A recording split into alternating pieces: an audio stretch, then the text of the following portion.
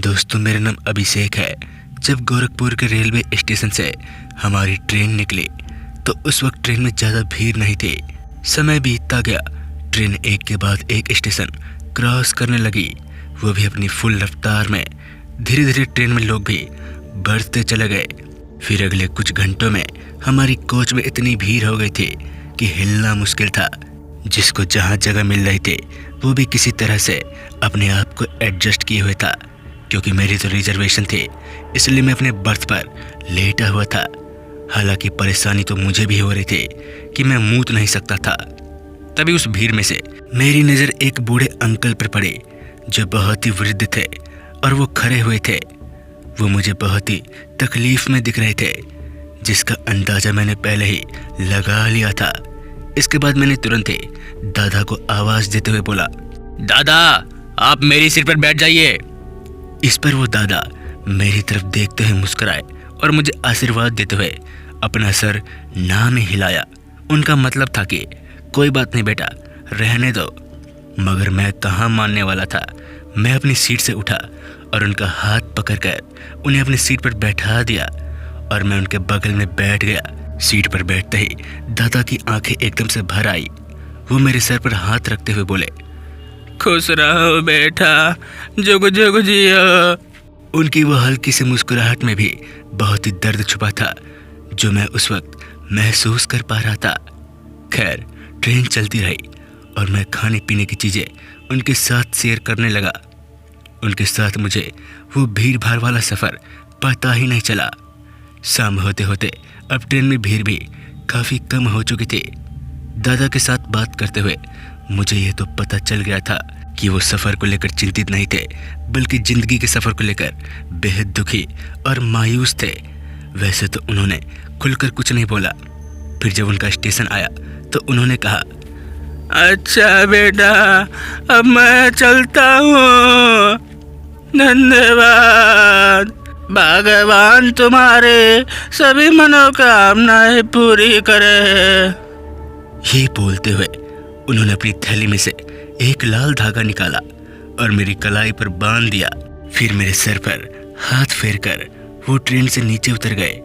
मुझे उनके जाने में बहुत दुख हो रहा था। उनके उतरने के बाद जब कुछ देर में ट्रेन खुले तो मैं अभी भी अपने हाथों में बंधे धागे को देख रहा था। तकरीबन रात के 10:30 बजे मैं सो गया। मैं अभी सोया ही था कि ट्रेन में किसी के रोने की आवाज़ से मेरी आँख खुल गई। तभी मैंने अपनी आंखें मसलते हुए देखा तो पता चला कि 2 लड़के बचाओ बचाओ चिल्लाते हुए रोए जा रहे थे और ट्रेन भी रुकी हुई थे। इसके बाद मैं अपनी सीट से उठा और उसके पास जाकर बोला, क्या बात है, तुम रो क्यों रहे हो? तो इस पर उनमें से एक लड़के ने रोते हुए बोला, वो बदमाश मेरे भाई को ले गए। ये सुनकर मैं अपने कोच में सफ़र कर रहे दूसरे लोगों की तरफ देखा। वैसे तो उस कोच में बहुत कम लोग थे। उनमें से कोई भी अपनी सीट से ना तो हिला और ना ही कुछ बोला। फिर मैंने कहा, अरे तो आरपीएफ को जल्दी से कंप्लेन करो ना। मेरे इतना कहते ही बाहर जोर से आवाज़ आई, भाई बचा लो, वो मुझे मार देगी। आवाज़ सुनते ही वो दोनों लड़के ट्रेन से नीचे उतरकर अपने भाई को ढूंढने चले गए। मैं भी उनके साथ साथ ट्रेन से उतरकर उनकी मदद करने लगा। वो दोनों लगातार अपने भाई का नाम लेकर पुकारे जा रहे थे और मैं भी उनके साथ उसके भाई को चारों तरफ तलाश कर रहा था। कुछ ही देर में हम लोग उसके भाई को ढूंढते ढूंढते ट्रेन से काफ़ी दूर आ गए, लेकिन अभी भी उसका भाई कहीं नज़र नहीं आ रहा था। एक बार फिर उसके भाई की आवाज़ हमें सुनाई दी। जब हम लोग वहाँ पर पहुँचे तो पाया कि उसका भाई वहीं एक जगह पर बैठा है, मगर वो अकेला नहीं था, उसके साथ 3 और लड़के थे। उसे देखकर ऐसा नहीं लग रहा था कि उन तीनों ने उसका किडनैप किया हो। मैं अभी उन्हें देख ही रहा था कि उन 6 लोगों ने मुझे घेर लिया और हंसते हुए बोला, चल निकाल। मुझे ये समझते देर लग गई कि उन लोगों ने मुझे फंसाया है।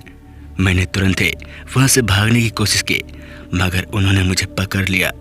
उन्होंने मुझे नीचे गिराते हुए मेरे हाथ पर चाकू मार दिया और घसीटते हुए मुझे जंगल की ओर ले गए। मैंने उन्हें कहा भी, आप लोग मुझे छोड़ दो, मैंने क्या बिगाड़ा आपका? मगर वो लोग मेरे को घसीटते ही जा रहे थे। फिर वो लोग मुझे एक जगह लेकर गए और मेरी गर्दन दबाने लगे, जिस वजह से मेरा दम घुटने लगा। तभी अचानक ही वो 6 लोग मुझसे काफी दूर जाकर गिरे और चीखते हुए वहां से भाग गए। मैं हैरान था कि अचानक ये क्या हो गया। मैं अभी अपने आप को संभाला ही था कि किसी ने मेरे कंधे पर हाथ रखा। जब मैंने पीछे देखा तो वो ही दादा खड़े थे जिनको मैंने सीट दी थी। वो मुझे देखकर मुस्कुरा रहे थे। इससे पहले कि मैं कुछ बोलता, वो मुझे आशीर्वाद देते हुए हवा में ओझल हो गए। उसके बाद मैं किसी तरह उठा और वापस ट्रेन की तरफ जाने लगा। जब मैं वहां पर पहुंचा तो ट्रेन जा चुके थे। उसके बाद मैं रेलवे ट्रैक के रास्ते आगे बढ़ने लगा। कुछ दूर आगे जाने के बाद मैं एक रोड के पास पहुंचा। उस रोड के किनारे मैं वहीं बैठ गया। अब मैं बेहोश होने को था। मेरा पूरा शरीर कपकपा रहा था। देखते ही देखते मैं बेहोश हो गया। जब सुबह मेरी आंख खुली तो मैं वहीं पर पड़ा था। उसके बाद मैं वहां से किसी तरह उठा और बस पकड़कर अपने घर पहुंचा। वो दादा उस रात वहां पर मेरी मदद करने के लिए कैसे पहुंचे और गायब कैसे हो गए, आज तक मुझे कुछ समझ में नहीं आया। लेकिन मुझे एक सीख मिली कि चाहे कुछ भी हो जाए, दूसरों की मदद करनी चाहिए, क्योंकि कर्मा लौटकर वापस आती है। तो दोस्तों, इस कहानी में बस इतना ही। अगर आपको कहानी अच्छी लगे तो हमारे चैनल फियर पॉडकास्ट को लाइक, सब्सक्राइब, शेयर करना ना भूले। मिलता है इसी डरावनी कहानी के साथ। तब तक के लिए जय हिंद, जय भारत।